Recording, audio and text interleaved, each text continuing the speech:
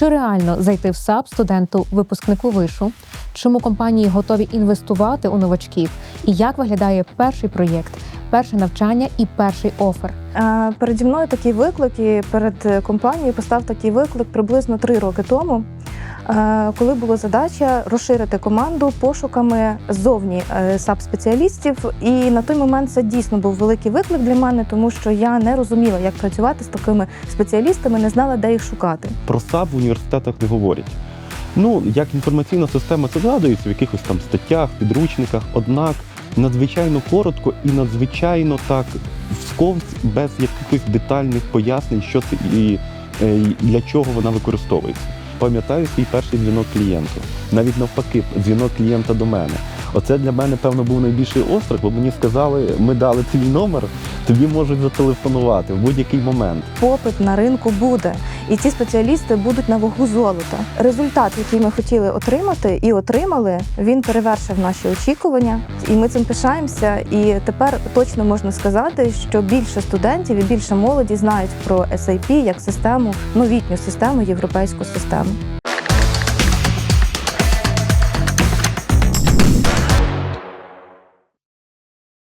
Вітаємо вас у ERP Club, подкасті про технології, людей та історії, що змінюють кар'єри. Тут ми говоримо не лише про SAP як систему, а про те, як вона змінює мислення, відкриває нові можливості та допомагає збудувати професію майбутнього. Сьогодні говоримо про шлях молоді в САП. Чи реально зайти в САП студенту-випускнику вишу? Чому компанії готові інвестувати у новачків? І як виглядає перший проєкт, перше навчання і перший офер? Та що потрібно, щоб не злякатися та не втекти з першої сертифікації? Наші гості – Ольга Вінницька, HR-спеціаліст, яка бачила десятки молодих спеціалістів, бачила їхні перші хвилювання і сьогодні розкаже детальніше про роботу із молоддю. І також Олександр Білобровко, консультант, який вже рік працює в САП, сам познайомився з цією сферою, має реальні кейси, реальні проєкти і також розкаже про свій досвід і взагалі навчання в САП та буткемпі. Вітаю вас. Будь ласка, детальніше також розкажіть про свою сферу діяльності, що входить в ваші обов'язки, і трішки про себе, Олю. Вітаю, Світлано. Мене звати Ольга Вінницька. У 2021 році я приєдналася у компанію Business Evolution на роль HR-менеджер. І з того часу до сьогодні я відповідальна в компанії за всі процеси, які пов'язані із управлінням персоналу. Я відповідальна за набір та підбір персоналу, за розвиток і його навчання. І також я намагаюся створити максимально комфортні умови, щоб моїм працівникам було гарно, комфортно працювати, оскільки я дуже багато часу приділяю і опікуюсь корпоративною культурою нашої компанії. Олександре, також трішки детальніше про себе, про свою діяльність. Так, привіт ще раз. Мене звати Олександр Білобровко, і зі САПом я знайомий, десь уже 3 роки. Однак це були різні ролі. Спочатку я познайомився із САПом, як був ще студентом. Далі я працював з САПом вже як викладач. Я працюю у Західному Українському національному університеті. І надалі, вже як рік, я працюю дійсно як консультант, паралельно із роботою викладача. Цікаво, ми сьогодні детальніше поговоримо про кожен із періодів, скажімо, роботи в сфері САП, але я підготувала до вас декілька таких бліц-питань, щоб глядачі могли детальніше познайомитись з вами як особистостями та спеціалістами. Чи готові ви? Ми почнемо, Ольго, з вас, так? Я задам декілька питань вам і потім відразу до Олександра. Отож, яким словом можна описати вас в роботі? Енерджайзер. Чи страшно вам було заходити в сферу САП? Дуже. Кава чи чай? Чай. Що найважливіше для старту? Логіка, англійська чи терпіння? Все в симбіозі було б дуже гарно, але якщо в САПі, то англійська.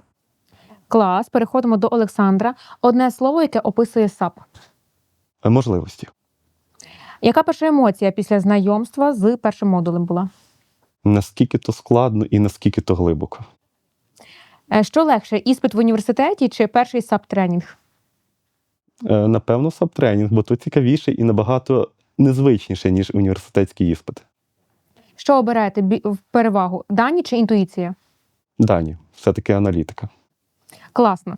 Я гадаю, дуже цікаво справилися ви з Бліцом. І я хочу розпочати з того, як взагалі зав'язалась потреба шукати молодь. Олю, питання до вас. Розкажіть взагалі, яка зараз реальність САПу, який ринок от зараз? Я трошки піду в історію.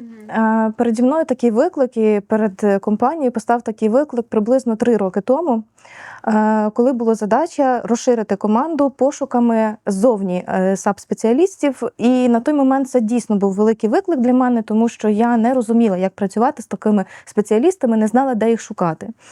Тому що попередньо фокус нашої компанії ми більше фокусували на тому, щоб перевчати наших уже існуючих спеціалістів. А тут зовсім нова задача, і через деякий час я зрозуміла, що традиційні пошуки таких спеціалістів не дають жодних таких предметних результатів. Таке як розміщення вакансій на сайті пошуку роботи або оголошення в соцмережах, вони не дуже активно працювали. Коли я вглибилася в суть проблеми, я зрозуміла, що до цього часу бізнес України і українські компанії в більшій мірі працювали на застарівшому програмному забезпеченні, і тому САПу в українських компаніях було мало, а відповідно фахівців, юзерів, з яких потім виростають бізнес-аналітики, їх на ринку просто дуже-дуже мало, їх дуже-дуже обмежена кількість. І, відповідно, їх немає, і вони не читають наші вакансії не через те, що вони їх не бачать або не заходять в соцмережі, а просто через те, що їх на ринку дуже і дуже мало. І, звичайно, першим, що я подумала, це потрібно включати якісь нетрадиційні методи пошуку персоналу. І тут прийшла ідея звернутися у молодь, тому що була ще одна така проблема, з якою хотілося поборотися. Да? Це просвітництво у САПі, тому що коли я багато часу приділяла молоді, спілкувалася з нею в університетах і не тільки, то я зрозуміла, що вони не знають, що таке САП. Вони ніколи не чули цю абревіатуру і не знають, з чого почати свій шлях. Якщо вони не знають, то ми як компанія, яка в майбутньому хоче розвивати цей напрямок, ми дуже хочемо займатися просвітництвом. І це була перша моя причина, чому я, власне, подивилася і звернула увагу на університет. А хіба це не було ризиковано? Адже ви будете затрачати свій час, ресурс, але молоді фахівці все-таки не завжди це той ресурс, на який можна, скажімо, повністю покласти відповідальність, віддати можливого клієнта і тому подібне. Так, це було доволі ризиковано, але результат, який ми хотіли отримати і отримали, він перевершив наші очікування. Тому що є певні результати і в нашій компанії, і ось один із результатів сидить зі мною поряд на дивані. Ось, і ми цим пишаємося. І тепер точно можна сказати, що більше студентів і більше молоді знають про SAP як систему, новітню систему, європейську систему. Давайте так підведемо на даний момент такий підсумок. Чи правильно я розумію, що ви вибрали таких 2 напрямки? Перше, це все-таки працювати з спеціалістами, які колись працювали 1С і БАС, так? Їх перевчати, але їх було недостатньо, і тому ви взяли цю просвітницьку діяльність і пішли в університети, де, в принципі, познайомилися з Олександром. Так і є. Олександр, чи правильно я пам'ятаю, що ви, в принципі, ще до знайомства з Ольгою були вже знайомі із САП-сферою? Так, дійсно, із САП-сферою я був ще знайомий як студентом, але дійсно, як Оля сказала, про САП в університетах не говорять. Як інформаційна система це згадується в якихось там статтях, підручниках, однак надзвичайно коротко і надзвичайно так вскользь, без якихось детальних пояснень, що це і для чого вона використовується. І відповідно про саму абревіатуру я знав, що це таке, я не знав. А потім я ще як студент працював над магістерською своєю роботою. В мене спеціальність називається економічна кібернетика. Це якраз про те, що САП і говорить, це як економіку бачити у вигляді цифр, у вигляді системи. І переді мною стояла б дуже проста задача, дуже коротко, там у вигляді 2-3 абзаців описати якусь сучасну систему. І я знав, що є якась абревіатура SAP, починаю шукати матеріали в різних підручниках. Матеріалів, на жаль, небагато. І я тоді вирішую трошки по-інакшому піти, подивитися, чи є взагалі компанії, які з цим працюють. І знав, що є, наприклад, сайт компанії Business Evolution, я на нього заходжу, переглядаю, і раптом мені потрапляє в очі, знову ж таки, ця абревіатура SAP, але дещо така більш глибша, SAP S/4HANA. І я її беру просто, от вона мені сподобалася взагалі по назві, по своїй лаконічності і такій цікавості. Я її беру, починаю досліджувати доволі коротко на той момент і описую. Описав декількома реченнями, а далі вже трошки згодом, коли завершив навчання, став викладачем, мене ця абревіатура доволі сильно тримала, я вирішив з нею продовжувати працювати. Чи правильно я зрозуміла, що SAP вас, скажімо, так інтуїтивно привабив саме цією назвою, і вже після того ви глибше занурились в саму систему? Так, і не тільки. Там, якщо розглядати загалом сайт компанії на той момент, я відкриваю його, дивлюся на абревіатуру, а поряд різноманітні саме картинки, можна так сказати, про те, як ця система виглядає. І тут у мене такий дисонанс. Університетські підручники теж описують інформаційні системи. Але є така доволі недолік, там, якщо дивитися якісь старі підручники, відповідно, вони будуть описувати системи вже старого варіанту. Відповідно, це якісь такі таблиці, щось незрозуміле, щось дивне, щось те, що відштовхує. Тут раптом я відкриваю, бачу абревіатуру, бачу дуже чудові аналітичні якісь там графіки, аналітичні діаграми, і я розумію, що інформаційна система, економіка, взагалі в бізнесі, в цифрах, це щось зовсім про інше, не про щось таке нудне, а цікаве, і можна його детальніше вивчати. І оцей сучасний підхід, а потім там ще набагато більше, коли я почав працювати як викладач і почав досліджувати, а зокрема, я вирішив піти в напрямку вивчення німецьких лекційних матеріалів. Скажімо так, Оля вже сказала, що ми займаємося просвітництвом, і загалом SAP, як компанія, як корпорація, вона дуже зацікавлена співпрацею з університетами. Відповідно, просвітницька діяльність доволі в них поширена, і на той момент, 3 роки назад, вона була теж вже доволі поширеною, і, відповідно, вони формували перед собою таку ціль об'єднувати різноманітних там викладачів, студентів під такою єдиною платформою, єдиним середовищем, і для студентів, для викладачів давали можливість слухати відкриті лекції. От я собі вирішив тоді, після того, як завершив навчання, а давайте я послухаю, що SAP вже детальніше уявляє, і почав, спочатку зареєструвався, а потім почав слухати дані лекції. Угу. Це ми говоримо про німецькі матеріали, BPOL, правильно? Так. Вони німецькі, але велися англійською мовою, тому що це була по всьому світу відповідна ініціатива, і англійська, як інтернаціональна мова, ідеально підходила. Так, чи правильно я зрозуміла, що на той час це було навчання від університету, яке ви могли пройти, базове таке навчання, де ви, от, скажімо, вивчали саме цю систему, правильно? Так, це було таке насправді поєднання. Ще з компаніями, наприклад, на зразок Business Evolution я не був знайомий. Я суто знав, що є оця корпорація. Від корпорації були знайомства з різними там консалтинговими компаніями, якимись світовими, і так само університетами. І, відповідно, вони організували між собою таку платформу. Ми мали змогу з ними спілкуватися онлайн, задавати їм запитання. І загалом цей формат мені дуже сподобався, дуже підійшов, був доволі відмінний від того, що я вважав прийнятним в університетському середовищі. Що стало вашою точкою неповернення, от скажімо так? Я пройшов ці матеріали, скажімо так, був уже, сказати, що підкований ні, але хоча б більш детальніше розумів, що це таке SAP, що це таке ERP-системи. І от Оля з компанії вирішила завітати до нас в гості, а ми як кафедра, наша кафедра, знову ж таки, економічної кібернетики, ми вирішили поширювати, що от ми хочемо розвиватися в напрямку сучасних інформаційних систем і готові до будь-якої співпраці. І от у нас була така зустріч вже доволі давно, коли ми просто, це не була якась там мета цієї зустрічі, якась конкретизована, це була просто зустріч знайомства.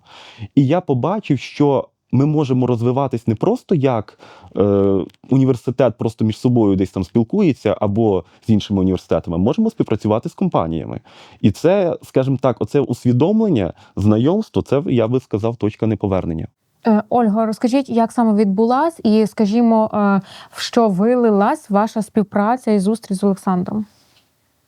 Зустріч з Олександром в університеті дійсно була дуже випадковою. І насправді, коли йшла в університет, я знала і готувала себе до того, що там немає людей, які знають про САП, які щось про нього чули. І я розуміла, що мені буде трошки важко.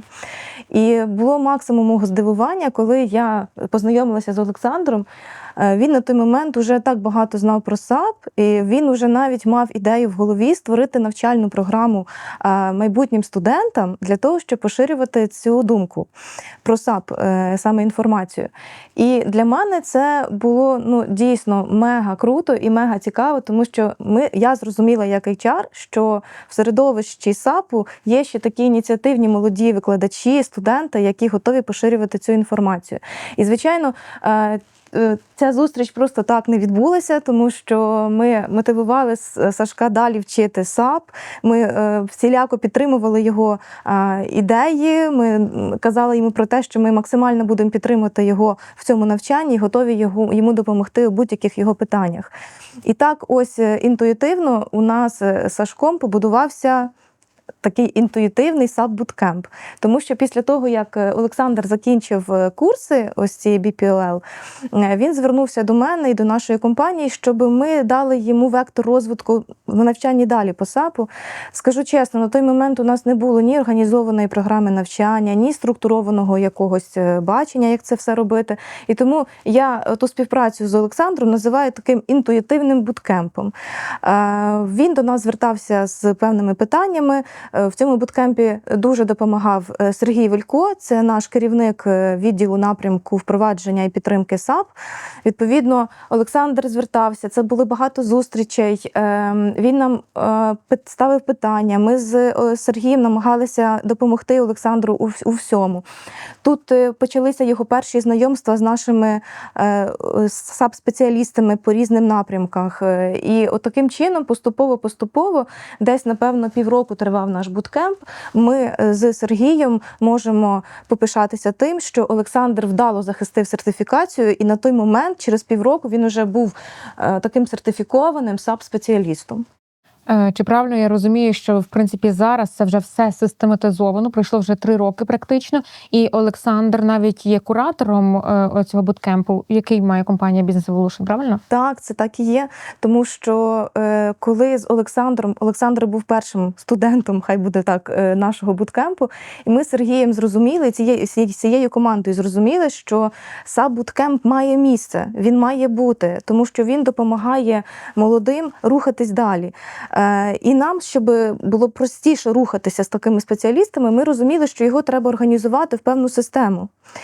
І коли Олександр вже приєднався до нашої компанії на роль повноцінного SAP-спеціаліста, то він якраз і зайнявся тим, щоб систематизувати, наповнити, скажімо так, систематизувати досвід, який вже мали наші інші SAP-спеціалісти по навчанню SAP, і його зробити в таку буткемп-програму.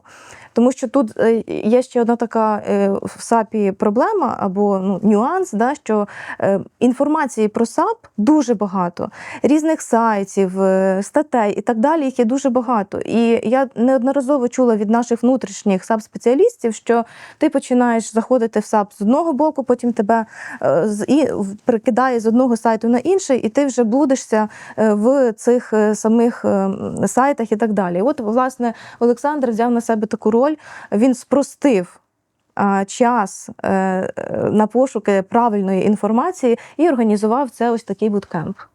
Які навички взагалі можна отримати, пройшовши цей буткемп? По-перше, одною із основоположних навичок, якою має володіти людина в САПі, це є навичка самонавчання. Тому що я так само зараз часто спілкуюся навіть з сіньорами, САП-спеціалістами, вони завжди кажуть, що немає такого, що ти тут почав навчання і тут закінчив. САП – це та система, в якій не можна навчатися. Тобто ти постійно перебуваєш у процесі навчання. І от, власне, наш буткемп, 90% часу, які студенти його проходять, це є самонавчання, самоосвіта. Вміти це робити – це є дуже хороший навик. Другим навиком, який би я відмітила, це є класна практика англійської, тому що всі матеріали в SAP, вони англомовні. І, відповідно, хочеш ти чи не хочеш, ти все одно будеш вивчати англійську. І я дуже часто чую відгуки від наших уже діючих SAP-спеціалістів, що за цей час, поки вони, скажімо так, пірнали у світ SAP, вони не тільки з термінологією SAP-івською познайомились, це само собою, але вони взагалі підтягнулися в рівні англійської. Ну і третє, що дуже важливо для молоді і загалом для тих, хто проходить буткемп, це те, що вони комплексно розуміють бізнес-процеси на підприємстві. Тому що Олександр побудував буткемп таким чином, що він зачіпає всі модулі SAP потрішки, так, щоб людина могла познайомитися, в якому напрямку вона далі хотіла би працювати. І, відповідно, вона вже уявляла систему і бізнес-процеси на підприємства не вирвано там в одному місці, а так комплексно. І це дуже-дуже важлива така складова навиків, які отримують наші студенти. А хто може бути студентом буткемпу, який є в Business Evolution?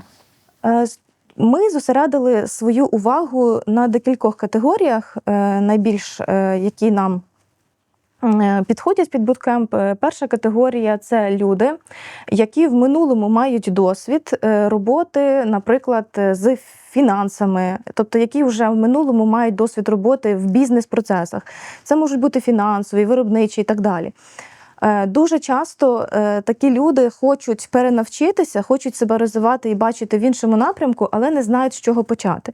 Ну і, відповідно, ми їм пропонуємо почати ознайомлюватися SAP з цього буткемпу. Друга категорія людей – це, власне, люди, які вийшли із впроваджувачів, із підтримки, але інших ERP-систем. Тобто ці люди вже мають навики, як налаштовувати систему, але іншу систему. І, відповідно, якщо ми бачимо, що є такий спеціаліст, який хоче розвиватися далі, але в системі SAP, а не в застарілому програмному забезпеченні, то це теж люди, на яких ми фокусуємо свою увагу щодо буткемпа. Ну і, звичайно, ми не можемо не говорити про студентів, тому що ми в них теж зацікавлені. Особливо, якщо студент на останніх курсах вже розуміє і знає, куди він хоче рухатись, і він точно знає, що він хоче мати справу з SAP, ось тоді так, ми також залучаємо їх до буткемпу. Тут ще я би так внесла певну ясність. 2 роки тому ми мали буткемп, але тільки для одного модуля SAP – це SuccessFactors. І SuccessFactors – це окремий модуль SAP, який відповідає за набір, підбір персоналу, тобто в більшій мірі за рекрутинг.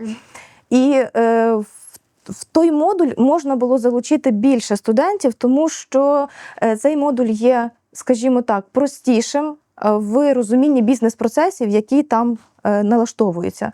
Тому що, коли ми говоримо про фінанси, наприклад, взяти людину, ми можемо навчити її працювати у SAP-системі, але вона повинна розуміти, що таке фінансовий облік. А це доволі складно вивчити. І тому саме це були наші перші кроки – зробити буткемп з іншими модулями, які є складнішими, які потребують розуміння і попереднього досвіду. А загалом скільки модулів має буткемп? Загалом зараз 4 модулі. 4 модулі. І загалом ми хочемо бачити, що коли людина проходить ці 4 модулі, головна наша задача – познайомити її потрішки зі всіма процесами, зі всіма модулями, і щоб вона визначилася з вектором, в якому модулі вона хоче працювати. Тому що SAP – це не та система, як ми говоримо про BAS або 1С, там людина може бути універсальним солдатом в тій системі. У SAP так не виходить, тому що одна людина працює в одному модулі, інша в іншому, і кожна людина відповідає за свої бізнес-процеси. Універсалом в SAP бути неможливо. Неможливо. Олександре, хочу детальніше почути від вас, від тої людини, яка пройшла оце все навчання. Які були ваші перші кроки? Це ми вже говоримо, коли ви почали співпрацювати з Business Evolution. Що вражало вас там найбільше? Знову ж таки, коли я почав співпрацювати з Business Evolution, ми відштовхувалися від отих моїх знань, які я отримав на лекціях оцих. Однак там була одна причина така, яка мене затримувала в навчанні, вже як казала Оля, складність самої платформи для навчання SAP.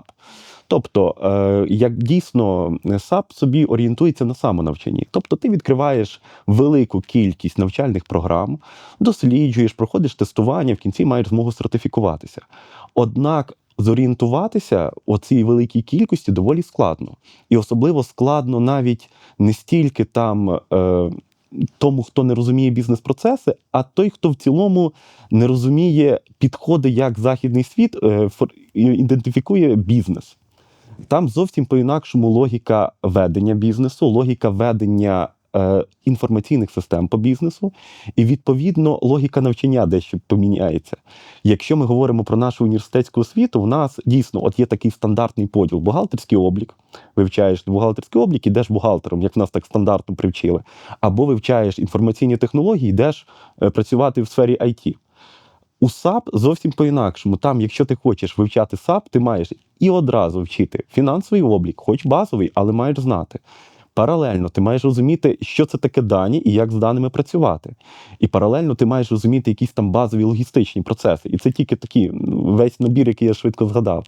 І якщо ми говоримо про це навчання, ти, значить, повинен швидко орієнтуватися в системі навчання, швидко орієнтуватися в різних напрямках, які для нашої університетської освіти взагалі іноді чужі, і швидко вміти ще й розуміти англійську мову. Адже англійська мова – це вже така більш загальна річ, що бізнес англійська, вона з української англійської має іноді навіть розходження в термінах. Тобто, або декілька різних термінів англійської мають українською тільки один відповідник. І треба розуміти, в якому контексті ти повинен це використовувати. І от коли я це все бачив, а особливо, як я проходив це навчання, я бачу, що оце мене затримує, це мене суттєво зупиняє, і тим більше, що я не маю якихось українських там аналогів, щоб я це проходив. От коли ми із Сергієм Вельком, ми це якраз обговорювали, я їм задавав запитання. Більше мене турбувало, як українські компанії, як українські консалтингові компанії, український бізнес вирішує оці проблеми, використовуючи SAP-підходи, оцю SAP-парадигму. І це доволі мені допомагало. Тобто мій рух в SAP – це було таке точкове, дійсно таке інтуїтивне знайомство, однак уже не просто знайомство з SAP як системою, а знайомство з тим, як SAP дійсно використовується в українських реаліях. І це був дуже цікавий шлях, я скажу. Що там було найважче в цьому навчанні? От що вам особисто далося найважчим?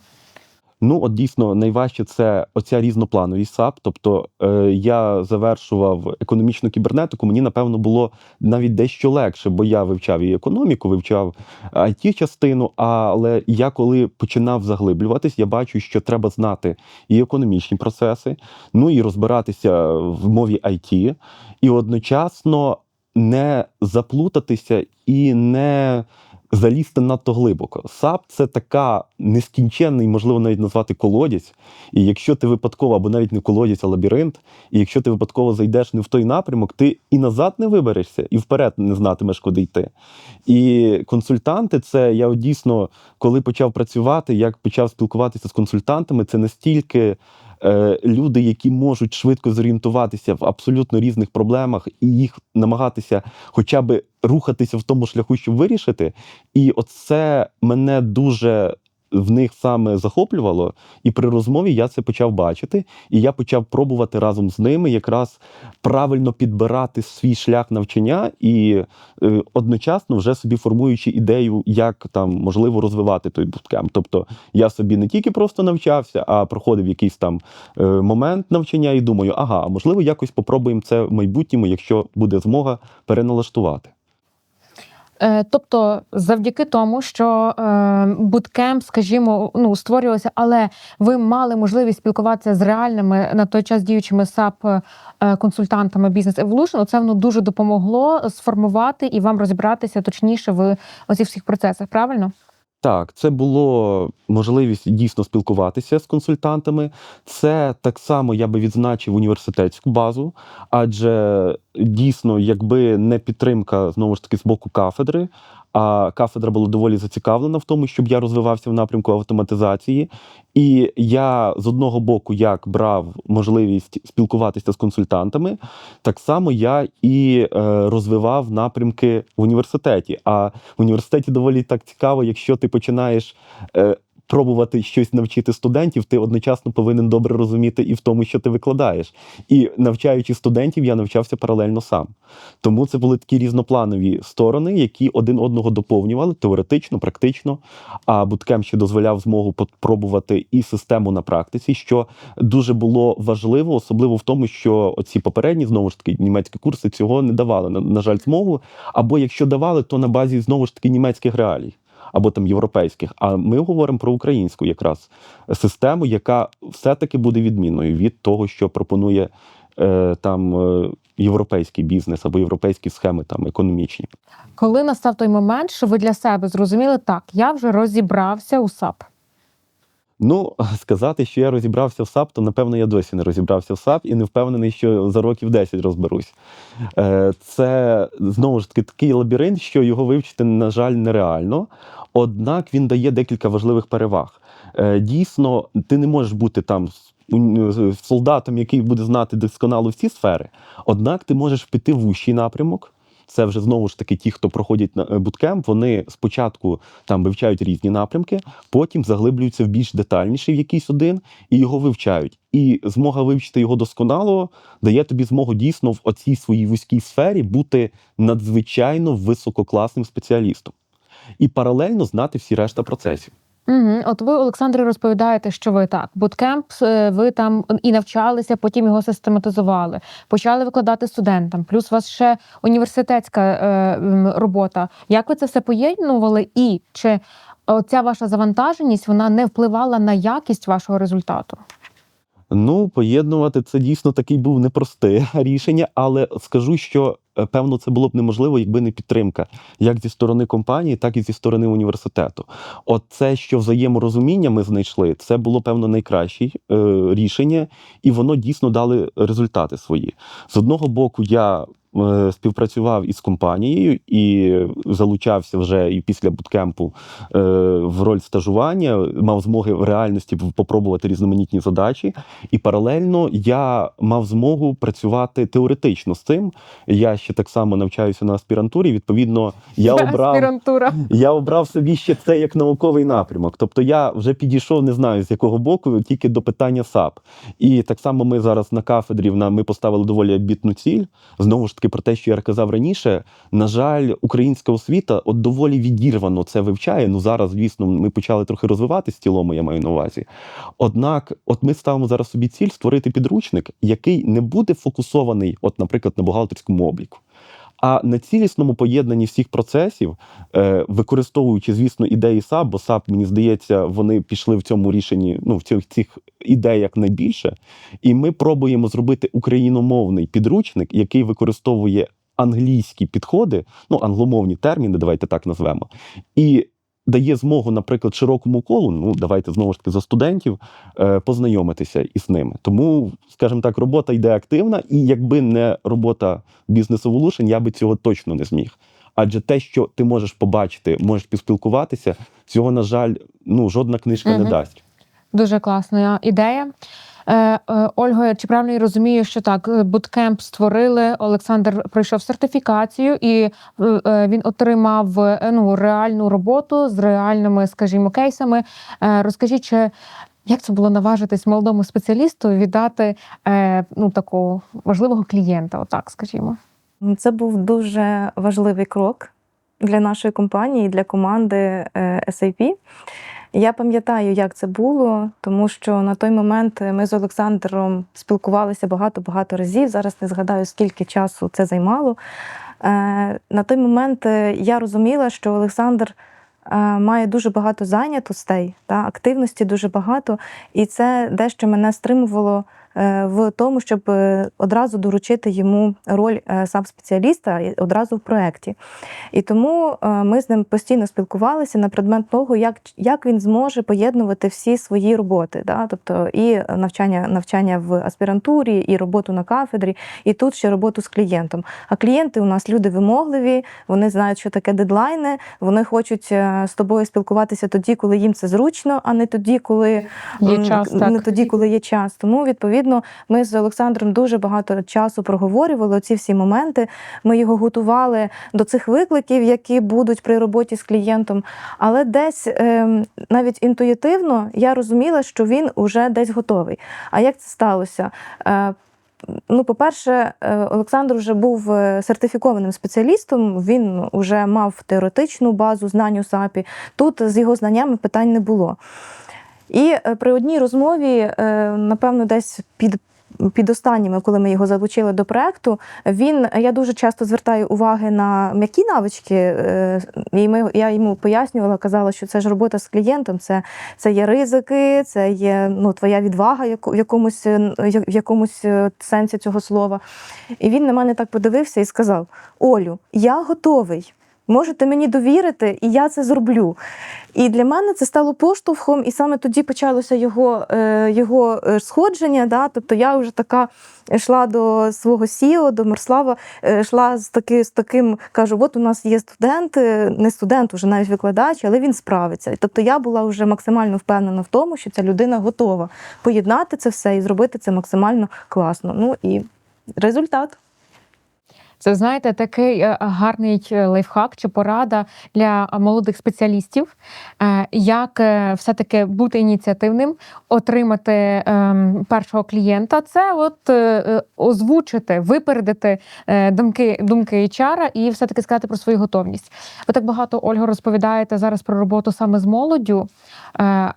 Чи правильно я розумію, що ви досить так прихильно ставитесь до того, щоб їх залучати? І чому ваш акцент саме на молодь стоїть в навчанні і в роботі в САП? Я дуже прихильно ставлюсь до молоді, дуже люблю з ними працювати. Це прям моя така віддушина, я би сказала. І чим більше залучаєш команду молодих спеціалістів, тобто ти бачиш, як розвивається команда. Тому що молоді спеціалісти, вони мають свої переваги над уже з досвідом спеціалісти. Як би це не було дивно, але у молодих людей без досвіду роботи є певна перевага зайти у САП. Тому що в них немає того тягаря попереднього досвіду, і вони вивчають все з чистого листа.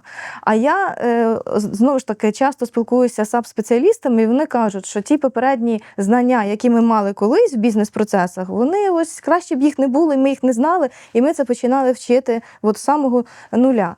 А два, це те, що все ж таки молоді люди після студентської освіти, вони знають, що таке дедлайни. Тому що екзамени у них часто як літаки, тобто вони знають, як це. Гарна аналогія. Тобто вони вміють працювати з дедлайнами, і два, вони вміють самонавчатися. Тобто, а це ті навики, які я поставила би одними із пріоритетних для САПу. Тому молодь в САПі – це, наприклад, я бачу в тому велику перспективу. Олександре, розкажіть про свою роботу у проєкті. Чи не було страшно розпочинати? Це більше відповідальність. А як ви перейшли з навчання вже безпосередньо робота з клієнтом? Чи було страшно? Напевно, ні. Але тут велика заслуга консультантів, дійсно, і загалом колективу Business Evolution в тому, що вони підтримували.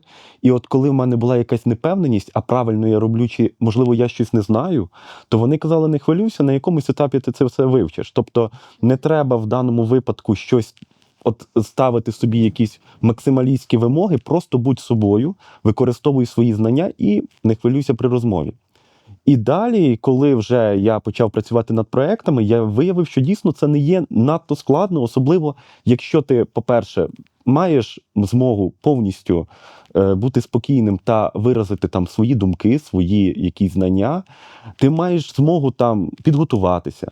Не потрібно в даному випадку спішити і, звісно, встигати в дедлайни, однак це робота, в принципі, нічим не відрізняється від інших робіт, якщо ти повністю раціонально використовуєш свій час і дотримуєшся тих правил, які перед тобою стоять. Пам'ятаєте свою першу якусь задачу, таку важливу, що допомогло справитися з нею? Ну, задачу не пам'ятаю, пам'ятаю свій перший дзвінок клієнту. Навіть навпаки, дзвінок клієнта до мене. Оце для мене, певно, був найбільший острах, бо мені сказали, ми дали твій номер, тобі можуть зателефонувати в будь-який момент.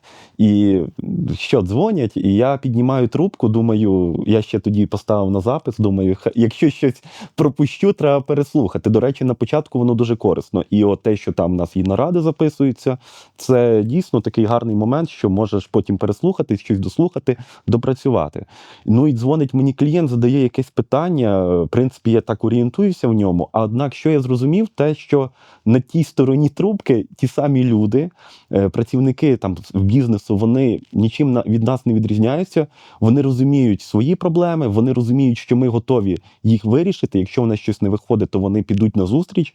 І відповідно, коли ти розумієш, що там ніхто не буде тебе там картати, якщо ти зразу скажеш «я не знаю», або «давайте зачекайте, я візьму там уточню або десь подивлюся», в САПі, на жаль, не працює по-інакшому. Треба обов'язково краще поглянути і подивитись. Ти зразу цей страх зникає. Тепер перейдемо до теми грошей. Цікава тема, завжди всіх цікавить. В попередньому випуску ми вже говорили, що, звичайно, що робота в САП, вона має можливість там хорошого заробітку і перспективи розвитку. А які у вас були очікування щодо заробітної плати? Ну, як ми розпочинали співпрацю, тут, певно, були очікування більше з точки зору, щоб я хотів отримати більше знань, розвинутися. Ну, я на той момент був як викладач, як аспірант в першу чергу. Я хотів отримати знання, щоб там передавати студентам, щоб мати змогу собі розвивати якісь наукові там здобутки і так далі. Тому я не ставив собі там грошову нагороду на перший план. Однак, коли я почав працювати, більш детальніше заглибився, я в цілому побачив отаку закономірність. Знову ж таки, САП – це дуже глибока така, скажімо так, сфера, і ти, коли туди рухаєшся, ти, в принципі, навіть не бачиш кінця. І що дуже добре у цій сфері, взагалом, в сфері автоматизації, давайте так скажемо, що чим більше ти знаєш, чим більше проєктів ти отримуєш, а насправді воно по-інакшому не вийде. Коли ти починаєш спочатку, тобі дають один проєкт. Ти там ще до кінця не можеш більше справитись. Отримуєш знання, тобі дають більше. Ти маєш більше зобов'язань. Отримуєш знання, отримуєш більше роботи, автоматично збільшується і твоя грошова винагорода. Оця пропорційність, оця змога швидко побачити віддачу від своєї діяльності, оце те, що в цій сфері дуже чітко видно. Тому хто може сюди піти і тут працювати, він це дуже швидко побачить. Але тут потрібно, звісно, рухатися і самому розвиватись. Тобто тут твої власні дії будуть спровоковувати відповідний рух до тебе якихось винагород. Давайте ще так про переваги і ні роботи у САП. От що, окрім грошей, знань, вам дається професія і які, скажімо, можуть бути мінуси її? Ну, перевагами я би назвав слово тут інвестиції, але інвестиції не в гроші насправді, а інвестиції в себе, інвестиції в знання і інвестиції в спілкування. Тут в якому плані? Оскільки ти залучений в таке різнопланове середовище, наприклад, коли ти працюєш, от як я, наприклад, по напрямку там збуту продажів, я вивчаю це не з точки зору якогось одного бізнесу або якогось одного окремого випадку. Я маю розглядати багато різних моментів. І відповідно, коли я це вже вивчаю, я можу вважати себе по цьому напрямку досить кваліфікованим спеціалістом в перспективі, який не матиме там змоги розрізняти, чи то компанія одного виду, одної галузі, чи це якийсь інший галузь. Для мене це буде, в принципі, все одне. І я матиму змогу, незалежно від того, яка компанія до мене звернеться, чи я там звернуся, я буду розуміти, з чим вони мають справу, або дуже швидко зорієнтуюся. Це такий один момент. І другий момент – це є спілкування. Знову ж таки, ми, як консалтингова компанія, спілкуємося з бізнесом. Різного плану бізнесом, і бізнес має свою мову, свою лексику. І коли ти з ними спілкуєшся, ти розумієш, як вони спілкуються, ти отримуєш оцей такі знання, які ти де-інде би не отримував. І після кожної розмови, в нас там по годині можуть бути наради, по 1,5 години, ти з якимись новими, навіть от такими нечіткими знаннями виходиш з неї, оскільки ти знаєш, як вони спілкуються, як в них відбуваються правила там взаємовідносин. В одному бізнесі по одному, в іншому по іншому. І це надзвичайно цікавий досвід, який реально отримати, якщо би ти працював в одному бізнесі, ти би не мав би змоги. А стосовно труднощів, тут, певно, безперервне навчання. Це Не вигоріти, до тут, прикладу. Так, тут варто мати якісь такі моменти, де варто призупинити себе, не рухатися надто швидко, адже можна дійсно заплутатись, як я вже раніше казав. Однак, це, якщо зі сторони компанії є, скажімо так, підтримка, то оце питання вигоріти, воно, я би сказав, зникає. Угу. Чудово, дякую. Олександре, Олю, чи можемо ми вважати, що, в принципі, САП-консультант – це така досить стабільна професія от на даний момент? Так, це стабільна професія, в ній є дуже багато перспектив, як для українського ринку, так і для розвитку українських спеціалістів за кордоном у Європі, тому що багато українських компаній зараз наважилися на крок змінити застаріле програмне забезпечення і автоматизуватися саме через САП. І, відповідно, потреба в таких консультантах буде зростати, тому що з одного боку ми впроваджуємо рішення на підприємстві, але з іншого боку підприємство має ним користуватися, і відповідно треба навчити людей, які будуть користуватися САП-рішенням на підприємстві, знати його. І відповідно ця професія має дуже багато перспектив, і туди дуже класно рухатися. До речі, я би додала щодо заробітної плати, тому що дуже часто спілкуюся з спеціалістами САП, і хтось мене колись запитався, а що треба зробити, щоб бути сіньором САП-спеціалістом. Так от, однозначної відповіді ніхто не дасть, напевно, але що помітно, це те, що цінність САП-спеціаліста, вона дуже часто дорівнює кількості проєктів, в яких він брав участь у різних ролях. Це можуть бути ролі просто консультанта. Наприклад, на перших проєктах своїх ти береш участь у цьому проєкті впровадження у ролі просто консультанта, а потім ти береш участь у проєктах впровадження, проєктах підтримки. І оця кількість проєктів, в яких ти був залучених в різних компаніях, вона дуже класно впливає на твій подальший розвиток і на твої фінансові перспективи. І для того, щоб дорости до сеньора, з хорошими такими позиціями по заробітній платі, потрібно рухатися в різні проєкти, в різні напрямки, розвивати себе в різних планах і в різних галузях. Чи можете так покроково розказати, як загалом виглядає кар'єрний ріст? Перший рік, другий рік, третій і так далі, молодого спеціаліста? Якщо ми говоримо про кар'єрний ріст САП-спеціаліста загалом, то, напевно, перший рік – це такі трійні або трішки більше, ніж трійні. Думаю, що першого року роботи у САПі будуть доручати такі простіші задачі, але ти збоку на проєкті зможеш бачити роботу старших спеціалістів, і якщо ти вмієш уважно спостерігати за цим процесом, то ти від того отримаєш багато зиску. І уже на другий проєкт ти вже підеш на роль не трійні, наприклад, а джуна. І там тобі будуть давати складніші задачі. І знову ж таки, ти будеш спостерігати за роботою старших спеціалістів, сіньорів, будемо казати, як налаштовується система, як вони працюють з клієнтом. І ти, отримуючи ці навики, будеш поступово зростати. Тому перших 2 роки – це, скажімо так, джун плюс, 2 роки, 3, 4 – це вже мідл, і далі, в залежності від тої кількості проєктів, які ти за цей час встиг себе реалізувати, то, відповідно, можна говорити про перспективу сіньора. Як гадаєте, скільки часу ще на українському ринку буде попит на молодих САП-спеціалістів?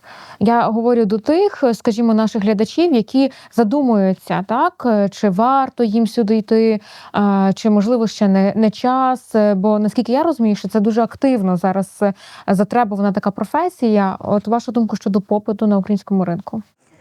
Я вважаю, що І працюючи в компанії Business Evolution, я спостерігаю, що до САПу зросла увага бізнесу українського. Більше великих компаній переходять на САП, тому зрозуміло, що попит на ринку буде. І ці спеціалісти будуть на вагу золота.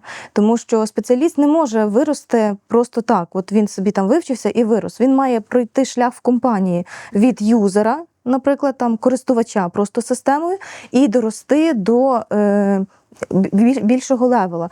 І відповідно, якщо ти не працював в цій компанії, яка має САП, то навряд ти можеш зайти в консалтинг. Та? Тобто всі наші спеціалісти, так чи інак, вони колись працювали в тих компаніях, де САП впроваджується або впровадився. Вони знали цю систему, і оці знання їм допомогли реалізувати себе в консалтингу. Я думаю, що це дуже перспективна роль на ринку праці майбутніх, напевно, років 10-15, це точно. Які навички будуть критично важливими? Ми вже згадували, це англійська мова. Олю, це також, якщо ми говоримо про молодих спеціалістів.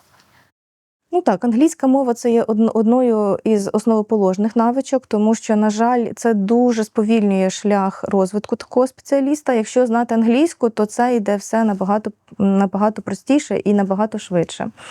Ще однією із таких навичок, яку би я відзначила, знову ж таки повторюся, але це самонавчання. Це постійна робота над собою. І не тільки робота з САПом, а робота зі своїми м'якими навичками.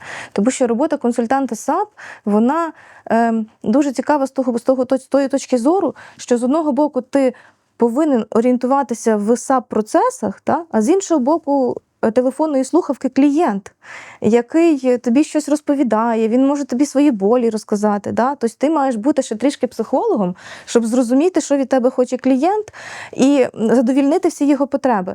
Тому і розвиток навичок слухання, розуміння, ораторського мистецтва того самого, тому що Олександр не дасть брехати, що наші консультанти дуже добре знають, що таке презентації і як класну систему вони показують нашим клієнтам. Тобто вони її репрезентують, оці навички гарно говорити, навички робити презентації, вони прям дуже-дуже допомагають у їхній подальшій кар'єрі.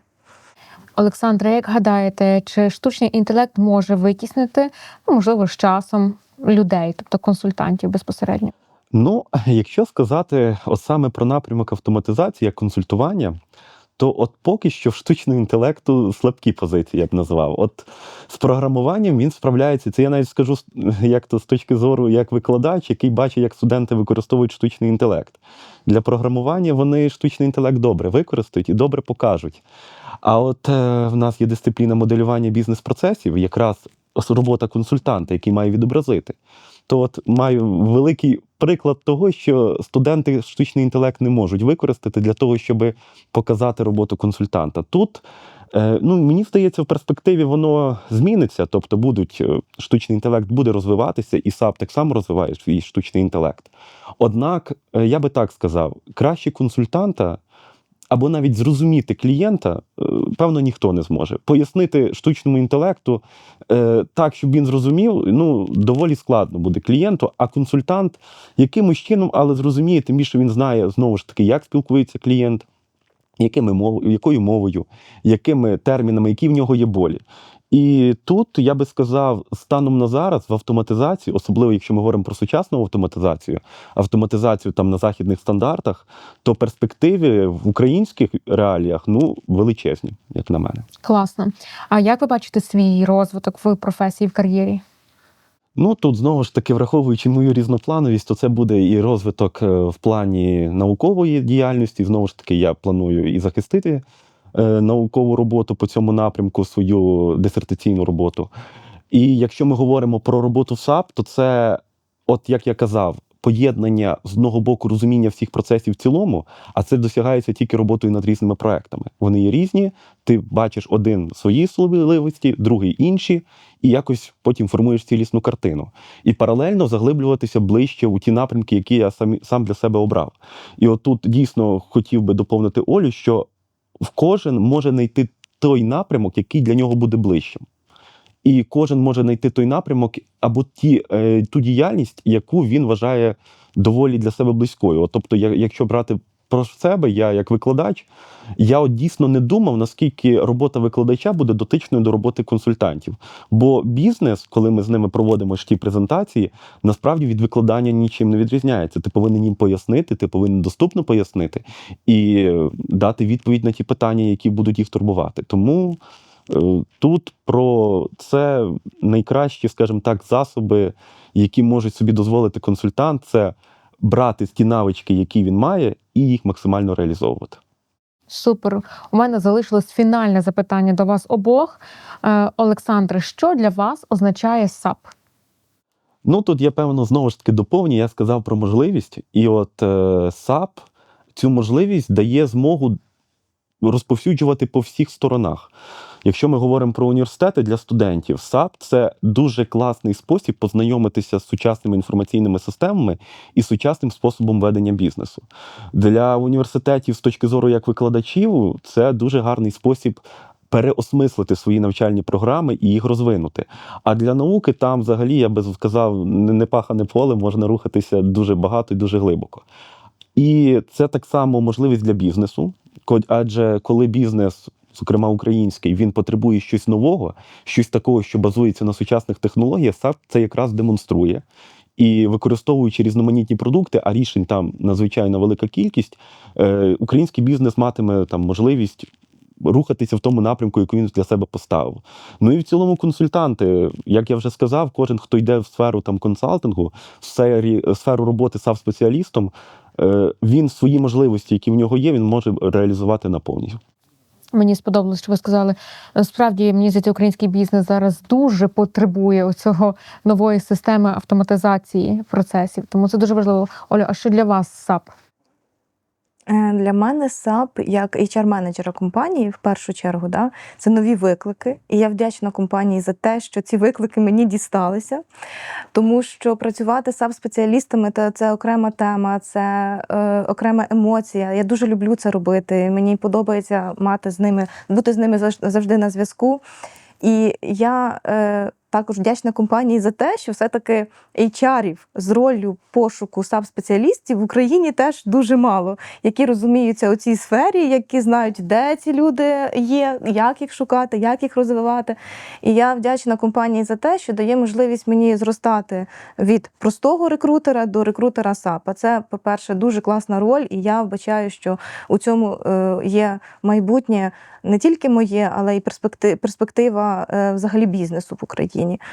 Ось тому, і ще, можливо, я повторюся, але САП в нашій компанії – це свого роду релігія, яку потрібно… Воно дуже тут лягає, тому що насправді САП – це як релігія, її треба поширювати, її потрібно отак ходити в маси, доносити, що САП – це круто, САП – це класно, і над цим треба постійно працювати. І в нашій компанії вже є адепти САПу, які вже прийняли цю роль, які вже зрозуміли, що САП – це щось більше, ніж просто робота. САП – це дійсно стан, до якого вони прагнуть, стан душі. І це дуже схоже на релігію. Я вам дякую за вашу чесність, за таку гарну, надихаючу історію. Хай все вдається в ваших починаннях. Дякую. Сьогодні ми побачили, як одна зустріч в університеті може запустити шлях, який формує кар'єру, майбутнє і навіть нове покоління САП-фахівців. І якщо ви студент, свічер або просто відчуваєте, що хочете змін, можливо, саме ця історія для вас. САП – це не лише система, це спосіб мислення і шлях, який відкритий для кожного, хто готовий навчатися. Підписуйтесь на ERP Club, залишайте свій коментар, ставте лайк і слідкуйте за наступними історіями трансформацій.